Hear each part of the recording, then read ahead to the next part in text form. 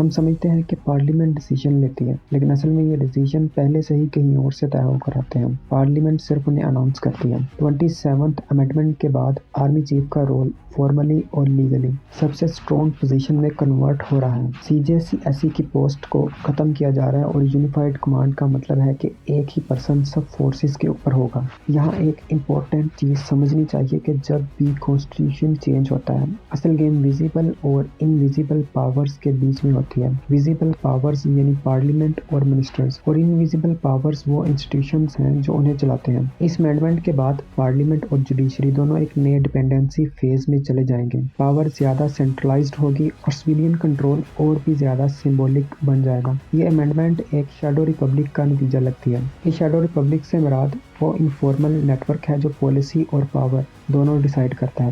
Military establishment, agencies, bureaucracy اور business elite, یہ لوگ ڈائریکٹلی کانسٹیٹیوشن یا لا کو چینج نہیں کرتے، لیکن ان کے ڈیسیژنز کانسٹیٹیوشنل امینڈمنٹ کی ہر لائن میں فیل ہوتے ہیں۔ اگر آپ ہسٹری دیکھیں تو ہر میجر امینڈمنٹ کے پیچھے کوئی ہڈن نیگوشیشن ضرور ہوتی ہے۔ کسی کو لیگل امیونٹی چاہیے ہوتی ہے، کسی کو ایکسٹینشن اور کسی کو انسٹیٹیوشنل بیلنس، اور جب سب پارٹیز اپنی اپنی ڈیل کر لیتی ہیں تب امینڈمنٹ کا ڈرافٹ سامنے آتا ہے۔ 27th امینڈمنٹ بھی اسی پیٹرن کا کنٹینیوشن لگتا ہے۔ فارملی یہ لا ایکسپرٹس اور منسٹرز لکھتے ہیں، لیکن ان کے پیچھے وہی نیٹ ورک ہوتا ہے جو ڈیسائیڈ کرتا ہے کہ کون سا کلاز کس کو سوٹ کرے گا۔ یہی ریزن ہے کہ ہماری کانسٹیٹیوشنل پولیٹکس کبھی ٹرانسپیرنٹ نہیں ہوتی۔ سب کچھ لیگل لگتا ہے پر اصل میں یہ ایک نیگوشیٹڈ لیگلٹی ہوتی ہے۔ پاکستان میں پاور صرف انسٹیٹیوشن کے ذریعے نہیں چلتی، یہ ہماری سوچ میں بھی گھر کر چکی ہے۔ اس کو کہتے ہیں اوبیڈینس کلچر، یعنی ایک ایسا کلچر جہاں پر ہر لیول پر حکم ماننے کو اسٹیبلٹی سمجھا جاتا ہے اور سوال اٹھانے کو غداری یا ڈس ریسپیکٹ سمجھا جاتا ہے۔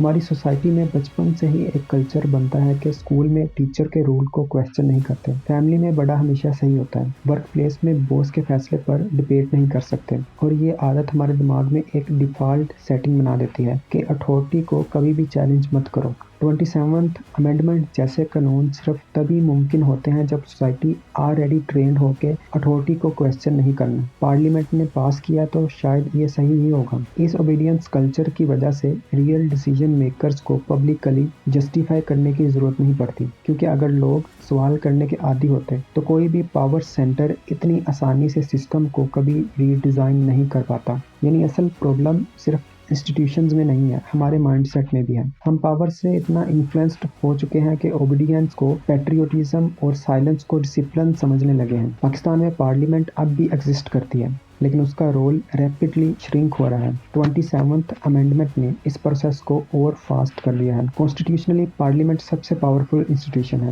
لیکن پریکٹیکلی وہ ایک ربر اسٹیمپ فیکٹری بن چکا ہے۔ بلز بنا ڈیبیٹ کے پاس ہوتے ہیں اور MNAs اپنی پولیٹیکل لائلٹی کو ووٹ سے زیادہ ویلیویبل سمجھنے لگے ہیں، اور یہ ڈکلائن نیو نہیں ہے، یہ گریجول ایروژن ہے۔ ہر گورنمنٹ نے پارلیمنٹ کو اور ویک بنایا ہے، کبھی آرڈیننسز کے ذریعے، کبھی جوائنٹ سیشنز کے شارٹ کٹ سے۔ 27th امینڈمنٹ کے کیس میں بھی ڈسکشن منیمل تھی، کوئی ریئل پارلیمنٹری ڈیبیٹ نہیں ہوئی، کوئی پبلک کنسلٹیشن نہیں، کوئی اپوزیشن کنسنسس نہیں۔ آج پارلیمنٹ ایک سیریمونیل سٹیج لگتی ہے جہاں اسکرپٹ آلریڈی لکھی ہوتی ہے۔ پاکستان کی ہسٹری میں پاور ہمیشہ دو طریقوں سے بدلی ہے، پہلے ٹینکس اور ہتھیاروں سے، اور اب ٹیکسٹ کو چینج کرنے سے۔ پہلے یونیفارم آتا تھا، اب لیگل ڈرافٹ آتا ہے۔ اس نئے دور کو کہتے ہیں لا فیئر، یعنی لا کے ذریعے وار فیئر۔